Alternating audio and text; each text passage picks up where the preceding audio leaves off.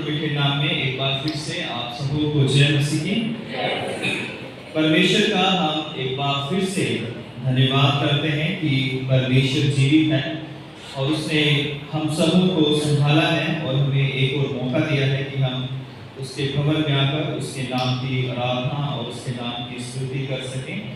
आज का दिन जो है वो 28 संडे आफ्टर पेंटिकॉस्ट और आज का जो थीम है थैंकफुलनेस फॉर गॉड्स मर्सीज, परमेश्वर की आशीषों के लिए धन्यवाद, या परमेश्वर जो हम पर दया करता है उसके लिए धन्यवाद। आज के जो हमने बाइबल रीडिंग्स हमने पढ़ी हैं वो पुराने नियम से व्यवस्था 26 1 से 11, भजन 108 1 से 5, इफिसियों नए नियम में 5 15 से 20 और सुसमाचार का हिस्सा जो हमने सुना है लूका 17वां अध्याय और 11 से 19वें आयत तक हमने पढ़ा है। तो इससे पहले कि हम प्रभु के वचन पर मनन करें, आइए हम प्रार्थना करें।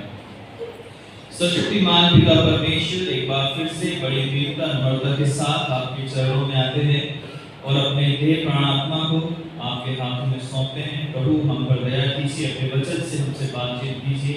हे पवित्र आत्मा आइए ताकि जो वचन बोए जाएं वो अच्छी भूमि में पढ़कर 100 गुना फल लेकर आएं। हे पवित्र आत्मा हमें ज्ञान दे, बुद्धि दे ताकि हम आपके वचनों को सुने, समझे, ग्रहण करें और इन पर चल सकें। यीशु क्रिस्त के नाम से मांगते हैं, आमीन।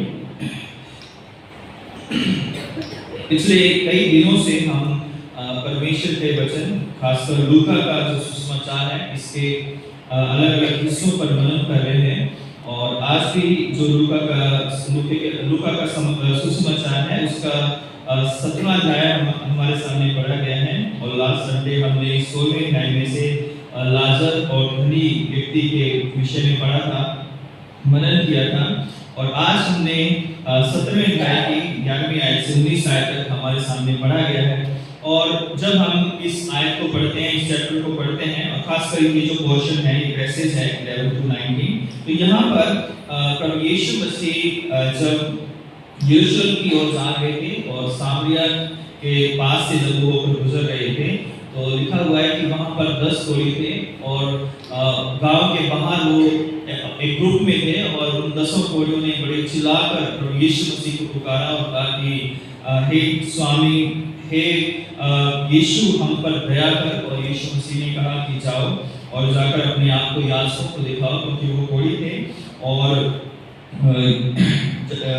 जाते जाते लिखा है कि वो शुद्ध हो गए। तब उनमें से एक व्यक्ति जो था वो धन्यवाद देने के लिए परमेश्वर की महिमा करते हुए ऊंचे शब्द से पुकारते हुए प्रभु यीशु मसीह के पास उसके कदमों में आया, उसके सामने मुंह के बल गिरा और उसका धन्यवाद किया, परमेश्वर को धन्यवाद दिया और लिखा है कि वो सामरी था। और उसके बाद प्रभु यीशु मसीह ने उससे कहा कि क्या 10 के 10 शुद्ध ना हुए थे, फिर बाकी 2 कहाँ पर हैं? और प्रभु यीशु मसीह ने आखिरी आयत में कहा कि उठकर चला जा, तेरे विश्वास ने तुझे चंगा किया है। तो आज का जो ये चंगाई है या घटना है जो जिसका हमारा थीम है कि परमेश्वर की आशीषों के लिए हमें धन्यवाद देना बहुत ही जरूरी है। यहाँ पर जब हम देखते हैं कि पुराने नियम में हम पढ़ते हैं, नए नियम में हम पढ़ते हैं प्रभु यीशु मसीह के समय में कि जो कोढ़ी की बीमारी थी है या कोढ़ी होते थे, उनके लिए कोई चंगाई का रास्ता नहीं होता था, वहाँ कोई ट्रीटमेंट नहीं था, कोई दवाइयाँ नहीं थी।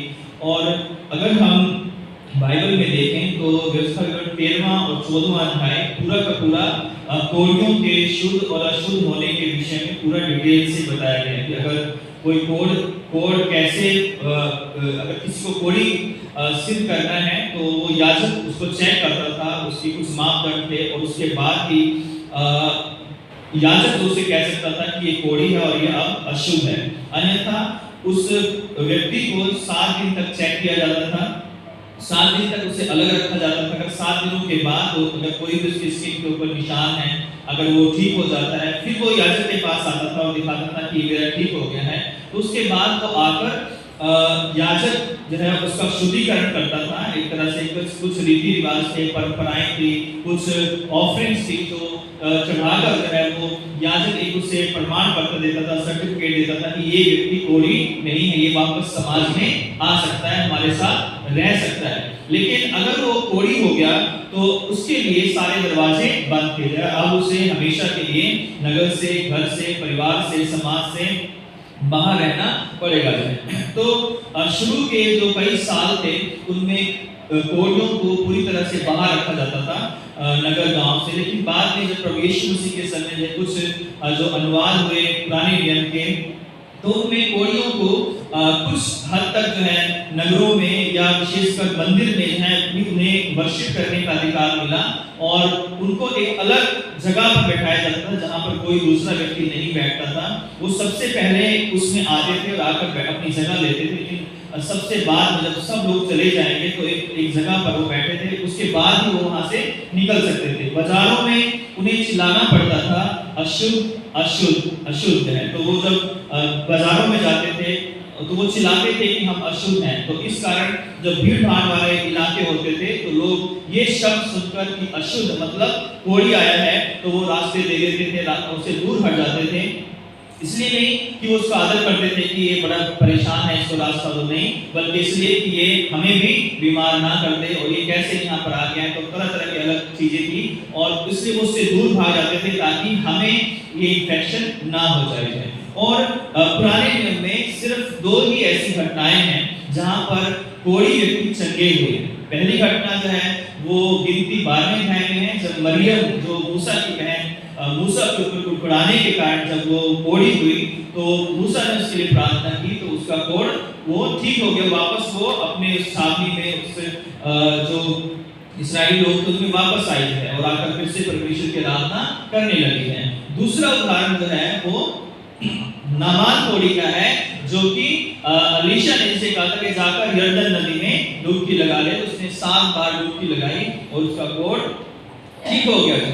तो इसके अलावा कोई ऐसे ज्यादा कोई उदाहरण नहीं है कि पुराने नियम में ये बात देखी जाए कि बहुत सारे लोग शुद्ध होकर या शुद्ध होने के बाद जो है वो दोबारा से मेन जो स्ट्रीम है या मेन जो लोग हैं सोसाइटी उसमें उसके अंदर आकर जो है वो फिर से परमेश्वर की आराधना स्तुति करने लगे थे।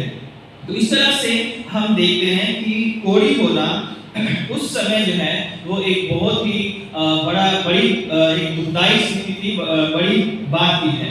तो यहाँ पर आज हम जब मनन करते हैं तो यहाँ पर हम देखते हैं किस तरह से कोढ़ी व्यक्ति चंगा हुआ और किस तरह से उसने आकर परमेश्वर के वो धन्यवाद दिया। तो कुछ बातों पर हम जब मनन करते हैं तो पहली बात ये है कि कोढ़ियों को चंगाई की कोई आशा नहीं थी, है ना, क्योंकि प्रभु यीशु मसीह के बारे में शायद उन्होंने सुना होगा, लेकिन अगर उन्हें ये आशा होती, जैसा मैंने बताया कि पिछले 700 साल से इस्राएल में कोई भी व्यक्ति कोढ़ से चंगा नहीं हुआ था, तो उन्हें ये आशा नहीं थी। अगर उन्हें ये आशा होती तो वो शायद ये कहते कि हे प्रभु यीशु, हे स्वामी, मुझे चंगा कर या हमें चंगा कर। उन्होंने कहा कि हे प्रभु यीशु, हम पर दया कर।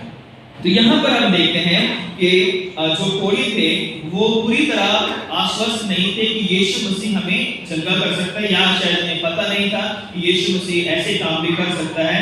इसलिए जो है क्योंकि वो समाज से अलग किए गए थे। आज भी जब यीशु मसीह को पुकार रहे थे तो वो गांव के अंदर नहीं थे बल्कि गांव के बाहर थे, और अक्सर उस समय कोढ़ी लोग ग्रुप में चलते थे ताकि जो है दूसरे लोगों के लिए उनको पहचानना आसान हो और वो एक दूसरे का एक सहारा बन सके जो है, और इसलिए वो समाज से अलग रहकर एक अपने अलग से जो है वो एक जो है जगह पर रहते थे या गांव से बाहर बैठते थे। गांव से बाहर बैठने का क्या मतलब था, है ना, गांव से बाहर बैठने का मतलब था कि कोई ना कोई उनके लिए भोजन लेकर आएगा, जो बचा कुचा होगा या जो भी किसी के मन में खुदा दया डालेगा तो वो उनके लिए भोजन लेकर आएंगे ताकि वो वहां पर अपना गांव के बाहर ही भोजन करेंगे और उसके बाद जो है वहां से वो अपने जहां पर उनको जगह रहने की दी गई है गांव से बाहर जो है अकेले स्थान पर वहां पर वापस चले जाएंगे। तो यहाँ पर भी हम देखते हैं कि शायद जब यीशु मसीह अपने 12 चेलों के साथ आ रहे होंगे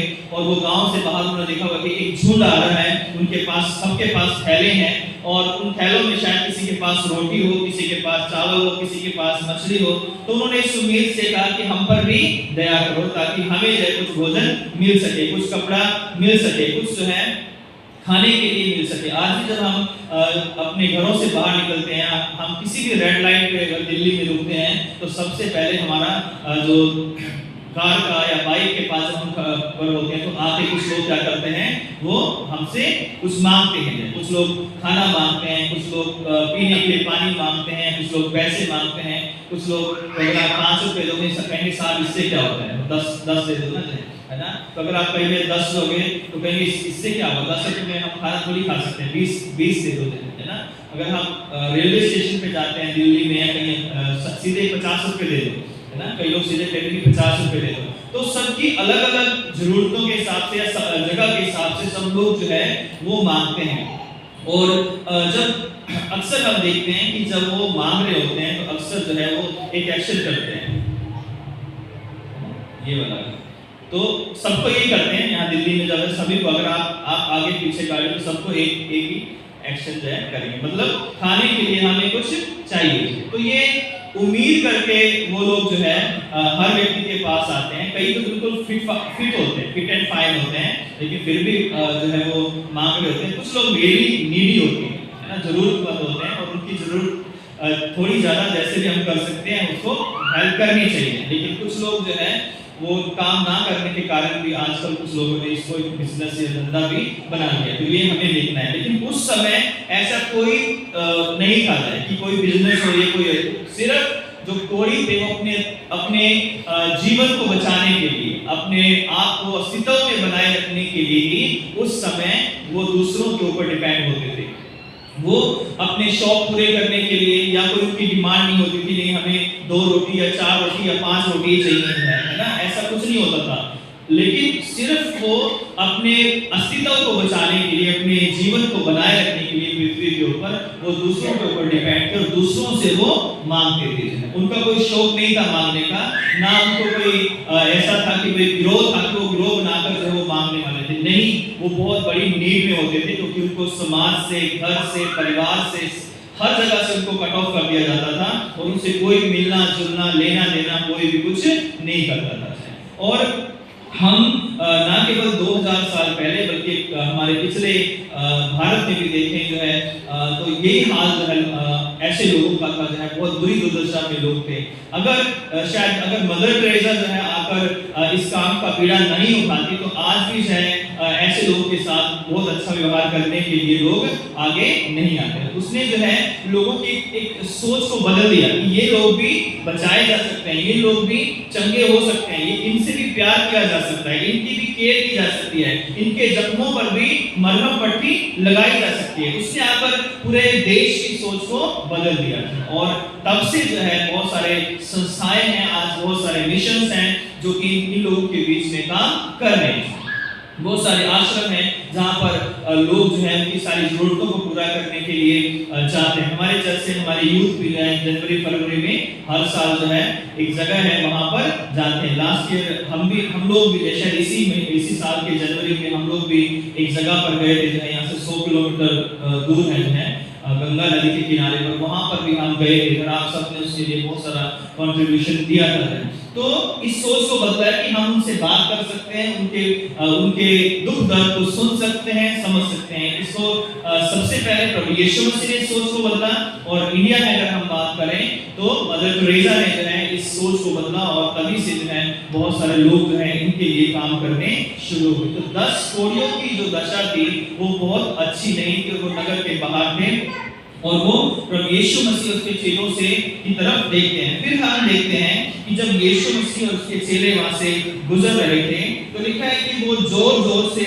या ऊंचे शब्द से चिल्लाकर उन्होंने कहा कि हे यीशु, हे स्वामी, हम पर दया कर, है ना। तो जैसे मैंने पहले भी कहा कि उन्होंने ये नहीं कहा कि हे यीशु, हे स्वामी, हमें चंगा कर, है ना, क्योंकि शायद वो भी ये मान चुके थे अब हम कभी चंगे नहीं हो सकते, अब हमारा कुछ भी नहीं हो सकता है। और इस कारण उन्होंने ये नहीं कहा कि हे यीशु नासरी हमें चंगा कर, बल्कि उन्होंने ये कहा कि हे यीशु नासरी हम पर दया कर दे। तो कई बार हमारे जीवन में भी ऐसी परिस्थितियां आती हैं जब हम हार जाते हैं और हम सोचते हैं कि अब हमारा कुछ भी नहीं हो सकता है, हमारा कुछ अच्छा नहीं हो सकता, हम आगे नहीं बढ़ सकते, हम पढ़ाई नहीं कर सकते, हम ट्रेनिंग नहीं कर सकते, हमें ये आशीष नहीं मिल सकती है, हम घर नहीं ले सकते, हमारे समस्याएं कभी खत्म नहीं हो सकती।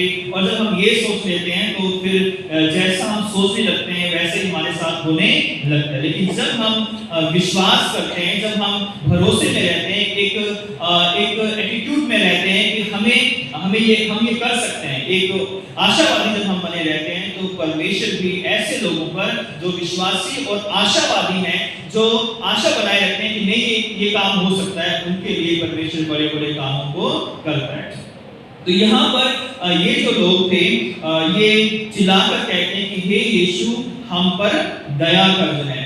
और कई बार कई घटनाओं में हम देखते हैं कि बाइबल के अंदर कुछ लोगों को कभी चंगाई नहीं मिली, लेकिन उनको परमेश्वर की दया मिली, या पहले उन पर दया की गई, उसके बाद उन्हें चंगाई दी गई। अगर हम लास्ट संडे जो हमने मन किया था लाजर की बात करें, तो लाजर को कभी चंगाई नहीं मिली।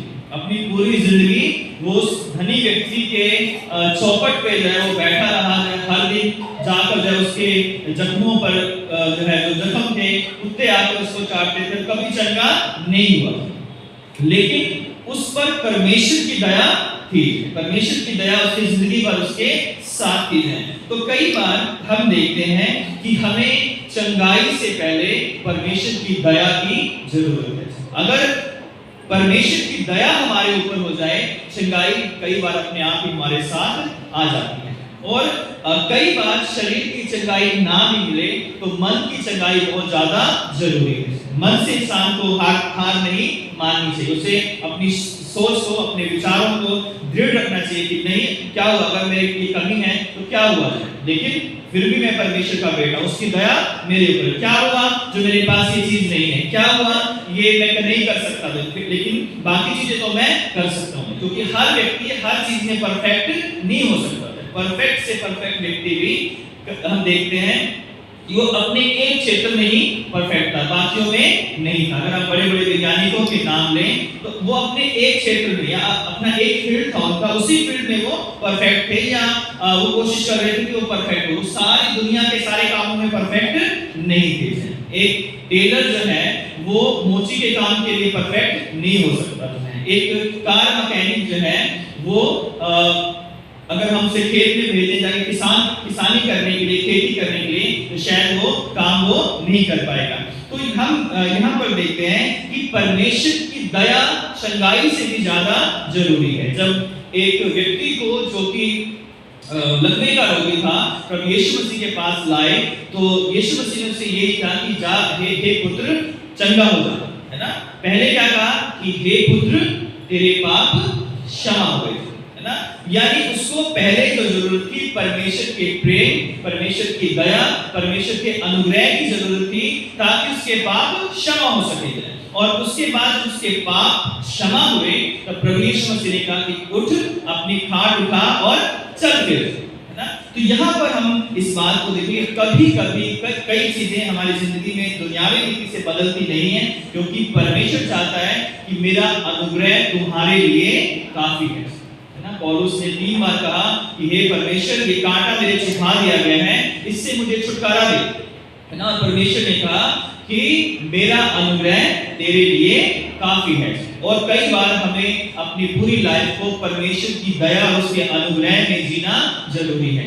और इसलिए जो है यहाँ पर ये जो कोढ़ी थे जो है, इन्होंने यहाँ पर चंगाई की मांग नहीं की, बल्कि परमेश्वर की दया की मांग की। और क्या ही धन्य है वह व्यक्ति जिस पर परमेश्वर की दया है, और जिस पर परमेश्वर की दया है परमेश्वर उसके साथ हमेशा खड़ा रहता है। ये नहीं कि उसकी जिंदगी में दुख नहीं आएंगे, उसकी जिंदगी में दुख भी आएंगी, परेशानियां भी आएंगी, मुसीबतें आएंगी, हर तरह के हालात आएंगे, लेकिन उन सब में परमेश्वर उसके साथ खड़ा है, जिस पर परमेश्वर की दया है ना। और जितने नबी थे, जितने प्रभु के चेले थे, सब पर दुख आया, सबको तरह तरह की प्रताड़नाएं सहनी पड़ी, सबको जो है अलग अलग तरह से लोगों ने दिया गया, लेकिन उनके ऊपर परमेश्वर का अनुग्रह था। इसलिए वो संसार में तो उन्होंने दुख भोगा, लेकिन संसार के बाद जो है इस दुनिया में जब वो छोड़कर गए तो परमेश्वर ने उन्हें एक बहुत बड़ा इनाम दिया जो उनके लिए उसने रखा हुआ था। और हमें भी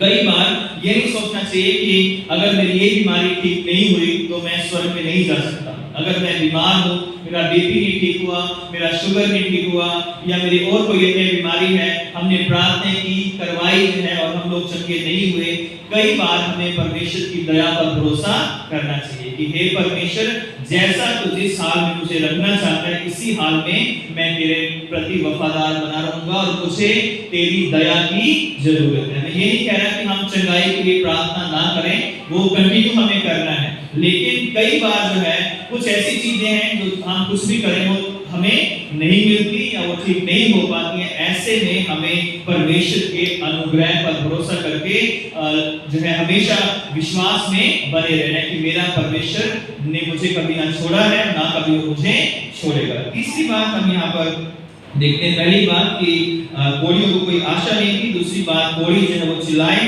तीसरी बात है हम कोड़ियों के विश्वास और आज्ञाकारिता को हम यहाँ पर देखते हैं। प्रभु यीशु मसीह ने कहा कि जाओ और जाकर याजकों को अपने आप को दिखाओ जाए। उन्होंने ना तो यीशु मसीह का मजाक उड़ाया कि अरे देखो ये क्या कह रहा है, हमें तो कुछ खाने पीने की जरूरत है और ये कह रहा है कि जाकर याजकों को दिखाओ। ना उन्होंने अविश्वास किया कि पता नहीं ये सच ने क्यों कहा, ये होगा या नहीं होगा। जो है उन्होंने सुना और सुनते ही वो याजकों की तरफ चल दिए। ये काम करना, ये सुनना और एक्शन करना उसके ऊपर, ये उनके विश्वास और आज्ञाकारिता को दर्शाता है। कई बार हमारी आशीषें इसलिए रुक जाती हैं क्योंकि हम परमेश्वर पर विश्वास नहीं करते हैं, उसकी आज्ञाओं का पालन नहीं करते हैं। जब तक हम प्रभु यीशु मसीह पर सच्चा विश्वास नहीं करते हैं, उसकी आज्ञाओं को हम नहीं मानते हैं, तो हमारा जो काम है या हमारी आशीषें जो हमें नहीं मिलती हैं।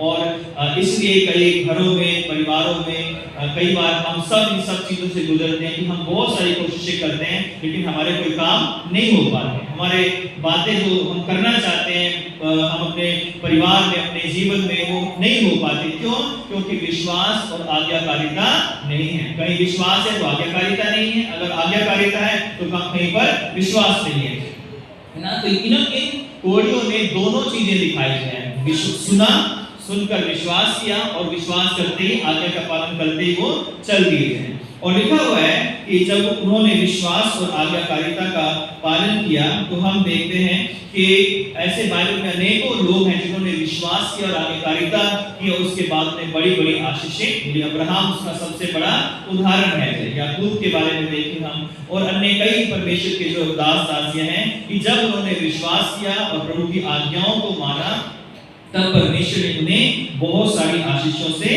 परिपूर्ण किया। चौथी बात जो है, जब वो जा रहे थे तो वो चंगे हो गए और केवल एक व्यक्ति उसको धन्यवाद देने के लिए आया ना। केवल एक व्यक्ति जो है वो धन्यवाद देते हुए प्रभु यीशु मसीह के चरणों में गिर गया, मुंह के बल गिरा और आकर उसका धन्यवाद करने लगा और वह सामने था।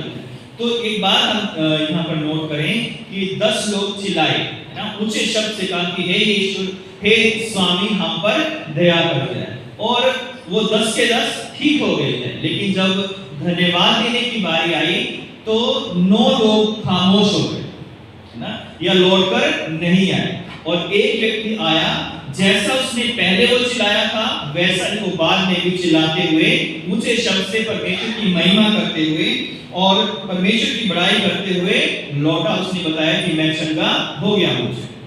और उसके बाद उसने यीशु मसीह के सामने गिरकर जो है परमेश्वर का धन्यवाद किया और यीशु मसीह का धन्यवाद किया। तो यहाँ पर हम देखते हैं कि बहुत बार बहुत सारी चीजों के लिए हम चिल्लाते हैं, मतलब प्रार्थना करते हैं, हम बार बार परमेश्वर के आगे हम अपने निवेदनों को रखते हैं और जब मिल जाती हैं तो चुपचाप जो है ऐसे निकल जाते हैं जैसे प्रभु यीशु मसीह को जानते नहीं है ना। उस 9 लोगों की तरह हमारे हृदय में कोई धन्यवाद नहीं है। उन 9 लोगों की तरह कई बार हम सोचते हैं कि चलो अब मिल तो गया, अब गवाही देने की या लोगों को बताने की या प्रभु की महिमा करने की क्या जरूरत है, वो तो प्रभु ने दे दिया, ये तो हमारे और प्रभु की बात है है ना। प्रभु तो जानता है कि उसने ही मुझे दिया है, उसने ही मुझे उससे मुझे मिला है, तो उसको तो पता है, उसको धन्यवाद की जरूरत नहीं है। लेकिन बाइबल ये कहती है कि जो धन्यवाद करता है वो मेरी महिमा करता है। परमेश्वर का धन्यवाद करने वाला जो व्यक्ति है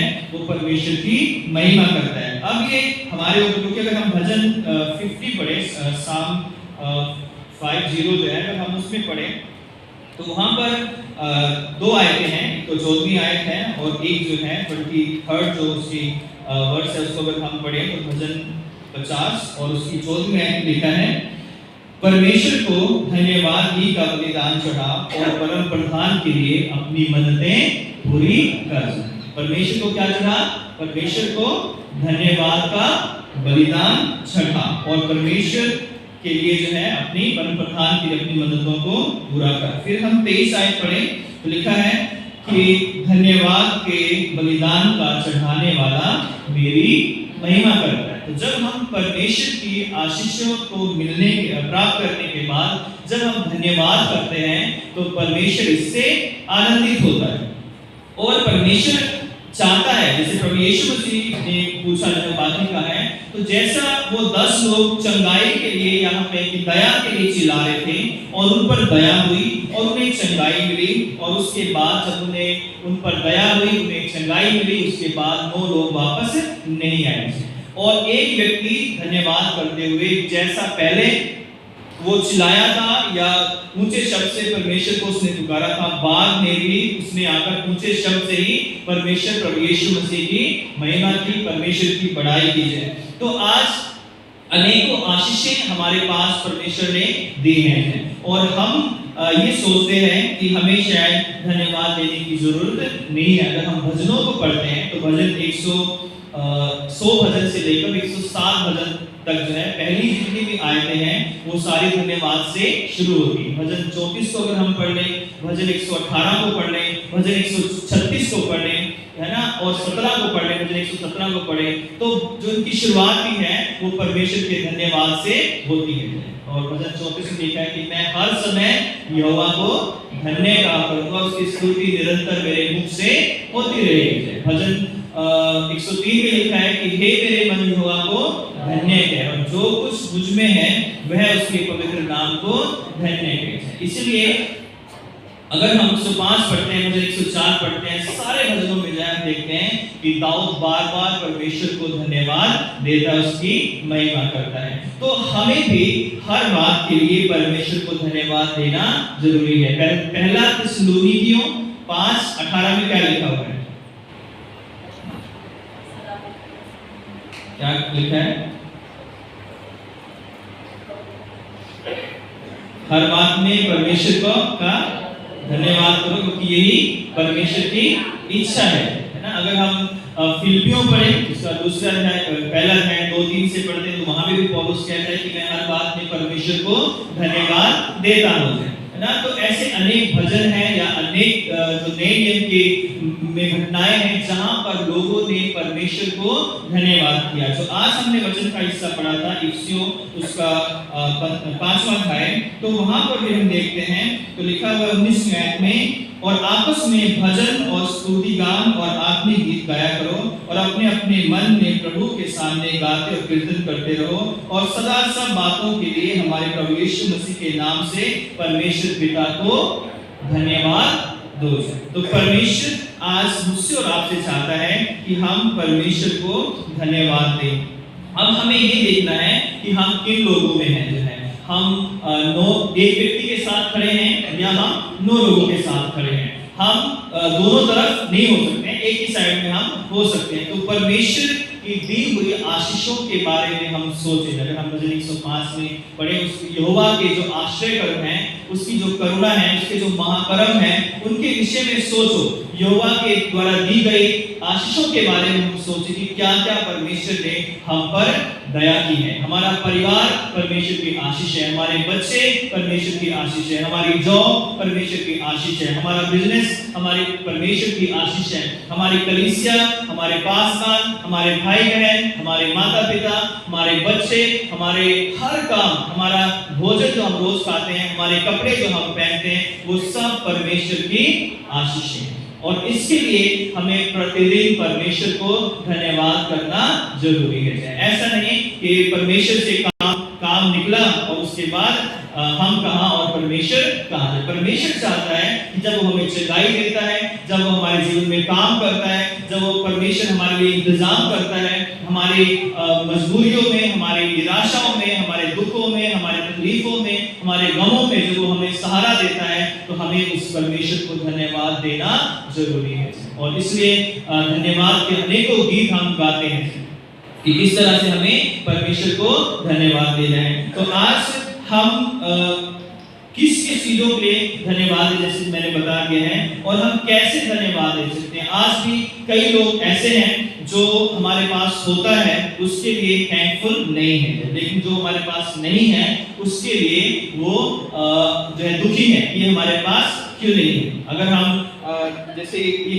पानी की बोतल है ना, तो इसमें जो है ये कितनी भरी हुई है, लगभग 1/3 जो है ये भरी हुई है और एक हिस्सा इसका खाली है। तो कुछ लोग जो है इसको देखकर दुखी हैं ना कि ये खाली क्यों है ना, और ये पूरी भरी होनी चाहिए ना, और उनकी सारी जिंदगी इसी निराशा में रह जाती है कि हमारी बोतल जो है वो पूरी भरी हुई क्यों नहीं है। वो इसलिए दुखी हैं, निराश हैं। अगर उन्हें कोई दूसरी पानी की बोतल भरी हुई दिखी किसी के पास, तो वो बड़े निराश हो जाते हैं, दुखी हो जाते हैं। किसके पास जो बोतल है वो भरी हुई है, इसने कहां से भरी ना, आरओ से भरी, खरीद के लेके आया, किसी ने दे दी, किसी की उठा ली, क्या कर दिया जाए, है ना। तो ये बोतल जो है इसके पास भरी हुई कैसे है, मेरी बोतल तो सिर्फ इतनी ही भरी है ना, इतनी सारी खाली है और सिर्फ इतनी ही भरी हुई है। तो बहुत सारे लोगों की लाइफ भी जो है वो ऐसी ही है, वो जो नहीं है, एक चीज नहीं है, उसके लिए सारी जिंदगी कुड़कुड़ाते रहते हैं कि हमारे पास ये नहीं है, हमारे पास ये नहीं है। लेकिन जो है उसके लिए कभी धन्यवादी नहीं है कि परमेश्वर ने हमें क्या क्या आशीषें दी हैं, परमेश्वर ने हमें क्या क्या दिया है। ये जीवन सबसे बड़ी परमेश्वर की आशीष है। अगर उसका अनुग्रह, उसकी दया हमारे ऊपर ना हो तो हम जो है यहाँ पर चर्च में आकर परमेश्वर के घर में बैठकर उसकी आराधना नहीं कर सकते थे। और इसलिए हर बात में, हर चीज में हमें परमेश्वर को धन्यवाद देने की जरूरत है। अगर हम व्यवस्था विवरण उसका 16वां अध्याय पढ़े जो है, अभी हमने पढ़ा था कि वहां पर इस्राएलियों को बताया गया था कि जब तुम्हें सब आशीष मिले तो किस तरह से तुम्हें धन्यवाद करना है। और हमने 1 से लेकर और लगभग 11 आयत तक, हमने 12 आयत तक हमने पढ़ा था। तो जब उनको जो हमने नहीं पढ़ा वो हिस्सा मैं पढ़ना चाहता हूँ 26 का 13। तो परमेश्वर 12 और 13 तो लिखा है कि तीसरे वर्ष जो दशमांश देने का वर्ष ठहरा है, जब तो अपनी सब भांति की बढ़ती के दशमांशों को निकाल सके, तब उसे लेविय, परदेशी, अनाथ और विधवाओं को देना कि वे तेरे फाटकों के भीतर खाकर तृप्त हो।